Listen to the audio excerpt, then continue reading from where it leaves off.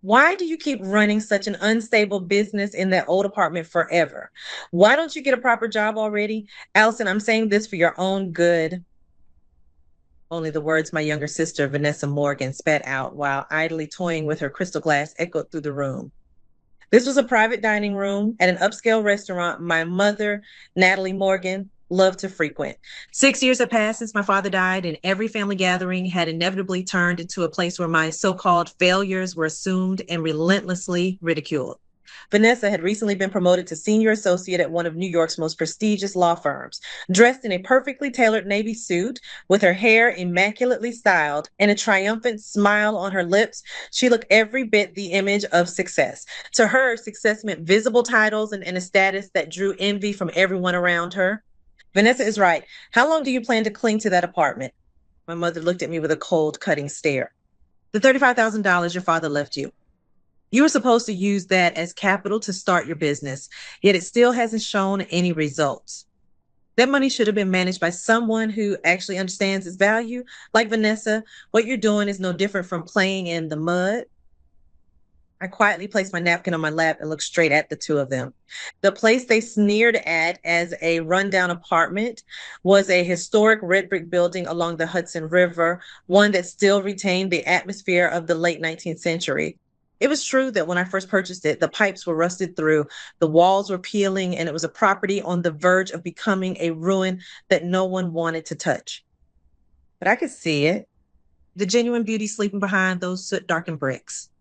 For 6 years, I painted the walls with my own hands, persuaded local craftsmen to restore the original decorative details, and discreetly integrated modern smart home technology into its traditional design. It was not the kind of symbolic success Vanessa chased after, but something tangible I could pass on to the next generation. And that was my pride. Thank you for worrying about me, but the business is going well. When I answered briefly, Vanessa let out an exaggerated sigh. Going well, don't lie to us. With a building that old, it's obvious the maintenance costs alone would put you in the red. Dad never imagined his money would be wasted like this. That was a loan, and you don't even show any intention of paying it back? A loan? I frowned. When my father handed me that money, he looked me straight in the eyes and said this: This is an investment in your dream. Of course, there's no need to repay it. Make the path you believe in a reality. But my mother and Vanessa clearly didn't see it that way. That's right. It's a perfectly legitimate debt, Allison. My mother said it as if to drive the point home. We have proof of that, you know. You should know your place. Don't you think the best way to get back to your parents before you embarrass yourself any further is to sell that apartment and let Vanessa handle the asset management? I did not miss the unmistakable glint of possessiveness shining deep in Vanessa's eyes. She did not want to help me, and she simply wanted to drag me down as a failure and prove that she alone was the family's one legitimate heir. That night, with a sense of an approaching storm weighing heavily on me, I drove back to my apartment. At the time, I still could not fully grasp that this was a declaration of war from the very family that sought to destroy me. 2 weeks after the unpleasant dinner at the restaurant, as usual, I greeted the morning in my apartment, Leisurewood Terrace, which stood on a hill overlooking the Hudson River. To me, this building was not merely real estate, but the very embodiment of my dream, the one my late father had believed in. With a freshly brewed cup of coffee in hand, I gazed out the window.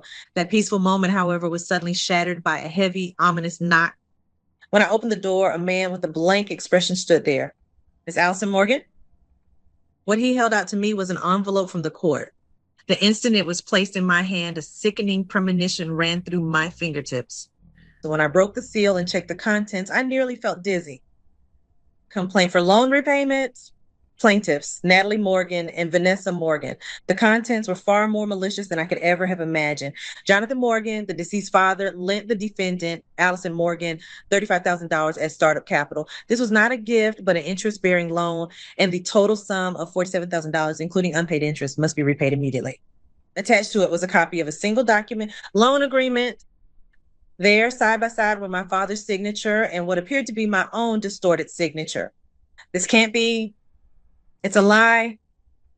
My heart began to pound violently. On the day my father gave me that money, there had not been a single piece of paperwork. He had simply taken my hand, smiled, and said, "Trust your intuition." This contract had to be a fabrication. With trembling fingers, I called my mother. Mom, what is this supposed to mean? Taking me to court? Are you really going to ignore the promise you made to Dad? What came through the receiver was my mother's voice, cold and utterly devoid of mercy. Oh, so it finally reached you. Your father spoiled you far too much, Allison, but I have no intention of indulging your little mud play any longer. With those $35,000, Vanessa could have made far higher status investments. Once that apartment is seized, you'll finally admit your own incompetence and come crawling back home, won't you? Seized? That's right. Once the ruling is issued, that rundown apartment of yours will be put up for auction. Vanessa handled everything. She's a professional lawyer after all. You don't stand a chance. Behind my mother's words lay not only contempt for me, but blind faith in Vanessa. Vanessa perfectly played the role of the successful daughter my mother desired while scheming behind the scenes to take everything from me. Gita, I understand if you're going that far, then I'll prepare to fight as well. Don't put on a brave face. You don't even have the money left to hire a lawyer. She spat the words out and hung up the phone. I set the receiver down and stared at the brick walls outside the window, the walls I had protected for so long. What my father gave me was not just $35,000 in cash. He gave me the pride to stand on my own 2 feet. Tarnishing that was something I could not allow, even if it came from my own family. Vanessa, if you're willing to stake your career as a lawyer on this, then I'll face you head on. I immediately went to see Daniel Brooks, a lawyer who had been an old friend of my father. In his quiet office, far removed from the hustle and bustle of New York, he studied the complaint and the copy of the contract I had brought with him, peering at them through his reading glasses. This is awful. It looks very much like Jonathan's signature, but something about it feels off. Daniel leaned back deeply into his chair and let out a sigh. The law firm Vanessa belongs to is notorious for using any means necessary to win. She's especially desperate to prove that she is the leader of the family through this case. Proving that these documents are forged will be no easy task. I know, but I don't want my promise with my father to be defiled. Very well, first, you need to thoroughly comb through any records from when your father gave you the money, bank transaction histories, emails from that time, even diaries. Jonathan was a meticulous man. There must be something left behind that describes the nature of that money. Taking Daniel's advice to heart, I began a lonely battle to search for evidence from that very day. During the day, I immersed myself in managing and restoring the apartment. At night, I shut myself away in the small study tucked into one corner of the building. There, several cardboard boxes were stacked high, boxes I had taken as keepsakes when my father died 6 years earlier. My mother and Vanessa had laughed and said, "Why not just throw out that old junk already?" But I could never bring myself to do it. My father's cherished fountain pen, old ledgers, and the history books he loved to read. Carefully opening each dust covered box one by one felt like quietly resuming a conversation with my father, a sacred and solemn time. Vanessa had always been the type who could never tolerate anything that threatened her status. Even when I was a child, when one of my drawings won a prize in a competition, she dismissed it as nothing more than luck, then spent the following year obsessively working until she herself won an even bigger award. For her, life always had to be a victory, measured only by comparison with someone else. This time, too, I was certain that her decision to sue me was not simply about money. It came from a twisted obsession to legally brand me as a failure and to seize even the love and trust I had received from our father and claim them as her own. About a week later, I finally found my father's old leather-bound diary. It was a personal memorandum he had kept faithfully until just before his death. As I turned the pages, my father's familiar handwriting leapt out at me. March 15th, 20XX. I gave Allison $35,000. Linda will surely oppose it, but in that child's eyes, I saw the same passion I once had myself. This is an investment in her dream and in my own. No matter what others may say, I believe in her. Tucked inside the diary was a copy of an old bank transfer receipt bearing a handwritten note in my father's careful script. An investment in my daughter's dream. A gift. By the time I finished reading, tears were falling onto the pages. Clutching the diary to my chest, I called Daniel. "I found it, Daniel. My father's true will." Even so, Vanessa was a formidable opponent. The contract she submitted bore a forged signature so meticulously crafted that even experts would struggle to tell it apart from the real one. On top of that, Vanessa set another despicable trap in preparation for the trial. It was a mandatory inspection of my apartment conducted by a court-appointed real estate appraiser. She believed that if the apartment received a low valuation, I would be treated as an insolvent debtor with no ability to repay, making it far easier for them to seize the property. I accepted the challenge in silence. The reality they believed in versus the truth I had spent 6 years building with my own hands. The day when the answer would be revealed was drawing closer with every passing moment. The day of the trial. As the courtroom doors opened, a cold tension hung in the air. My mother sat in the plaintiff's seat, absently fingering her pearl necklace while staring at me as if I were something filthy. Beside her sat Vanessa, her lawyer's badge gleaming proudly, her posture flawless and unwavering. A defiant smile played across her face. Today, we will prove just how the defendant, Allison Morgan, betrayed her family's goodwill and squandered the inheritance left by her late father. Vanessa Morgan's voice rang clearly through the courtroom. Her argument was smooth, passionate, and carried a compelling force that drew in everyone listening. She held up the so-called loan agreement allegedly left by my father as evidence and insisted that I had never repaid the debt, even once, choosing instead to run away from my obligation. My father, Jonathan Morgan, was a strict businessman. There is no way he would have handed over the enormous sum of $35,000 to a daughter who was unemployed at the time without expecting anything in return. This contract is proof of his rational judgment. And yet the defendant repaid that kindness with betrayal, pouring the money into a worthless piece of real estate and now standing on the brink of bankruptcy with no prospect of repayment. Vanessa turned toward me once and hurled her words with open contempt. Allison, your illusion called a dream ends here today. The judge turned his gaze toward me. Counsel for the defense, do you have a rebuttal? Beside me, Daniel Brooks rose quietly to his feet. Yes, Your Honor. We categorically deny the authenticity of the contract submitted by the plaintiffs. Furthermore, we will present irrefutable evidence that clearly demonstrates the true intent of the late Jonathan Morgan. Daniel presented my father's diary, which I had discovered, along with the bank transfer receipt. The plaintiffs have used the phrase strict businessman, but what my client's father valued above all else was trust. Please look at the entry dated March 15th in this diary. In addition, the memo field on the bank transfer record clearly contains the word gift written in the father's own handwriting. Is there any clearer evidence than this? For a brief moment, Vanessa's expression froze solid, but she quickly let out a derisive snort. Your Honor, an old diary like that could easily be fabricated. However, the contract I possess bears a legally binding signature. It should be obvious which one deserves your trust. Then let us discuss that signature. Daniel produced yet another document.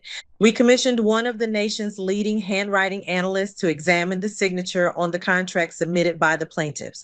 The conclusion was that while the writing habits closely resemble those of the deceased, the pen pressure and ink pooling differ from his usual patterns, leading to the assessment that it was highly likely a forgery produced with exceptional precision. A murmur rippled through the courtroom. I could see the color draining from Vanessa's face. Her pride, her status as a lawyer, and her conviction that she alone was the rightful heir all began to crumble audibly. Yet the judge remained calm. The credibility of documentary evidence requires careful consideration. Now then, in connection with this lawsuit, the court has received the report from the court-ordered appraisal of the defendant's property. Let us review its contents here as well. Vanessa straightened her back at once, as if to conceal her momentary agitation. She was still convinced of her own victory. After all, to her, that apartment was nothing more than a worthless rundown building. She believed that if the property were given a low valuation, my ability to repay would be denied, and regardless of whether the contract was genuine or not, I would be cornered and branded a failure. Yes, Your Honor, please go ahead and read out the value of that building, which is no better than trash. That should make it even clearer who is telling the truth. Vanessa looked at me with a triumphant expression. The courtroom fell into a heavy, deathly silence. The report in the judge's hands. It was the official appraisal prepared by a real estate appraiser appointed by the court. Vanessa exchanged confident glances with my mother seated beside her. The appraiser stepped up to the witness stand. I will now report the results of our investigation. The appraiser's voice echoed heavily through the dry courtroom. The subject property, Leisurewood Terrace, located along the Hudson River, built in 1892 prior to our inspection based on materials provided by the plaintiffs. We had assumed it to be a dilapidated structure, little more than a ruin. However, what our on-site inspection team encountered was a scene that could only be described as a miracle in today's real estate market.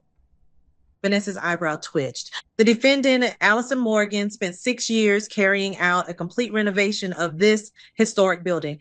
The exterior red brick was reconstructed using mortar blended to replicate the original 19th century composition, and the stained glass at the entrance was restored by a Tiffany-style workshop. Even more remarkable is the interior. Without compromising the traditional design in any way, state-of-the-art thermal and sound insulation panels have been embedded within the walls, and a top-tier smart home system has been installed throughout every unit. The appraiser turned a page of the report and adjusted his glasses. Of particular note is the property's occupancy record. This apartment building has gained extraordinary popularity among New York's wealthy residents and artists as a word-of-mouth only hidden retreat. The current occupancy rate is 100%. The waiting list now includes more than 50 prospective tenants. The annual rental income, calculated as net profit after expenses, amounts to an astonishing $248,000. What did you say? A faint, disbelieving voice escaped from my mother's lips. Her hand trembled as it gripped the armrest of her chair. The appraiser continued, as if delivering the final blow. Taking into account current market trends, historical value, and profitability, I have calculated the final appraisal of the asset. The market value of this property does not fall below $4 million at present. The courtroom erupted into an explosive roar of noise. $4 million? That's impossible. Vanessa sprang to her feet, letting out a cry that sounded more like a scream than something befitting a lawyer. This has to be some kind of mistake. There's no way a place that old, a building that looks like it's haunted, could be worth that much. She's nothing but a failure. She was supposed to have just thrown Dad's money straight into the gutter. I rose slowly to my feet. Before Daniel could stop me, I stepped forward on my own, and I locked eyes with my sister, who was shouting with a trembling voice. Vanessa, you never saw anything, did you? My quiet voice cut through her screaming and echoed across the courtroom. Have you ever once tried to imagine what I was doing in that place you sneered at and called a haunted house? For 6 years, I went down into that apartment's basement every single day and wrestled with 130-year-old plumbing diagrams. Even on freezing winter nights covered in soot, I polished the original bricks one by one with my own hands, careful not to damage them. While you were sipping coffee elegantly in a luxurious office, I was out there in the Hudson River's icy wind, adjusting the angle of each roof tile one by one. I could see the color draining rapidly from Vanessa's face.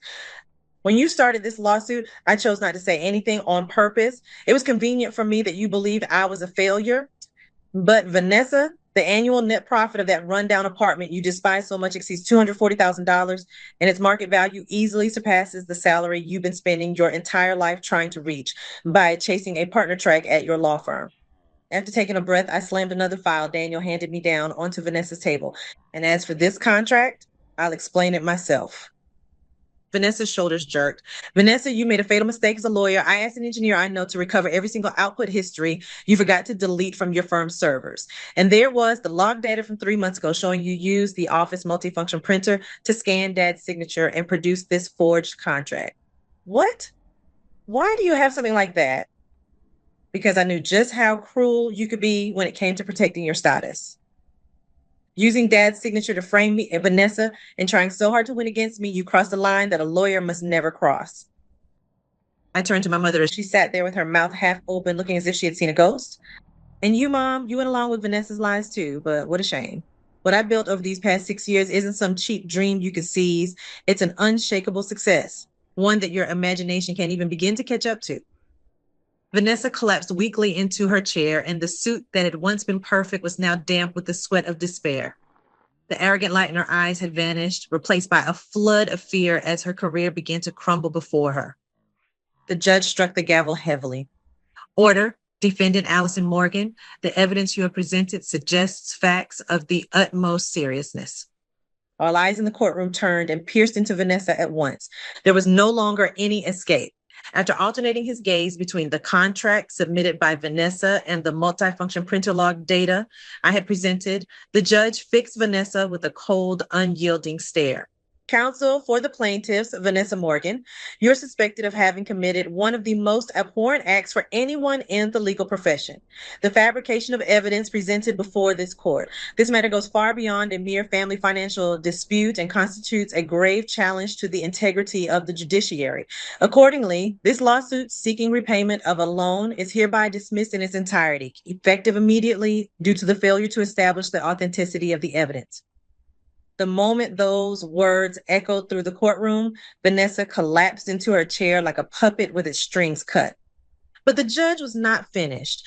Furthermore, Miss Vanessa Morgan, your actions may constitute criminal offenses, including forgery of a private document bearing a seal and litigation fraud. This court will forward all related materials to the competent prosecutor's office and request consideration of criminal charges. In addition, a formal recommendation will be submitted to the State Bar Association seeking disciplinary action against you. Criminal charges, disciplinary action. Vanessa muttered the words hollowly. The status of lawyer, which she had staked her entire life on obtaining, was slipping through her fingers. Her face was drained of color, and no words of rebuttal came from her trembling lips. When the trial ended and I stepped out into the hallway, I found it packed with relatives who had been waiting eagerly for my defeat. But the words $4 million and fabrication of evidence, which had leaked out of the courtroom, had completely shifted where they stood. Allison? An aunt rushed toward me with a smile that flipped instantly like a turned palm. To think you had turned that apartment into something so valuable. I always knew you were Arthur's daughter. We had no idea Vanessa was capable of something so terrible. That's right, Allison. If you ever run into trouble, you should always rely on your family. Even my cousins, who moments earlier had refused to meet my eyes, now crowded around me like ants swarming sugar. What I saw in their eyes was not respect for me, but desire for the number $4 million that hovered behind me. I looked quietly at each of their faces in turn. Then I spoke clearly. Everyone, don't misunderstand. I don't need any of your help. When I was polishing bricks alone, did a single one of you ever lend me a hand? You came here today to laugh at my failure. Didn't you? If that's the case, then please play that role all the way to the end. As my relatives fell silent, I stepped in front of my mother and Vanessa, who was standing there unsteadily. My mother wore a frightened expression. Allison, you'll let your mother rent a room in that apartment too, won't you? With Vanessa like this, how we're supposed to live from now on? Mom, just a moment ago, you called me an incompetent daughter and tried to take my home away from me. I said it in a voice so cold it surprised even me. I am not your property, and you will receive not a single cent of profit from me. This is the end. Do not ever contact me again. Allison, wait, leaving my mother's scream behind me, I walked out of the courthouse without turning around even once. 6 months later, a feature article appeared on the front page of the Sunday edition of the New York Times. Guardian of History, the young female entrepreneur who transformed a Hudson River ruin into one of America's most exclusive luxury properties. The article featured photographs of the beautifully restored Leisurewood Terrace, along with a detailed account of my approach to preserving historical value while maximizing profitability through cutting-edge technology. The waiting list for my property grew even longer, and among celebrities and tech moguls hoping to move in, gaining my approval had become a status symbol in itself. As my own life grew brighter, I heard from Daniel that the situation facing my mother and Vanessa was bleak and cold. Vanessa had been permanently disbarred, and the major law firm she once belonged to was reportedly considering a lawsuit for damages, citing harm to its reputation. And the mansion my mother had cherished above all else was put up for auction to cover Vanessa's enormous legal fees and compensation payments. I was told that the two of them moved into an old rental apartment in the suburbs. Apparently, it was such a damp, cramped place that it made their former habit of mocking my apartment as a rundown shack sound like a bad joke. For women who had lived off status and luxury as their primary nourishment, life there must have been more painful than death itself. I never wanted revenge. They had simply tried to turn my father's love into money and trample on my pride. As the price for that, they ended up spending the rest of their lives experiencing the very bottom tier existence they had despised the most. Having severed the chains called family and gained the strength to believe in myself, I built my own place in the world with my own hands, just as my father believed I would.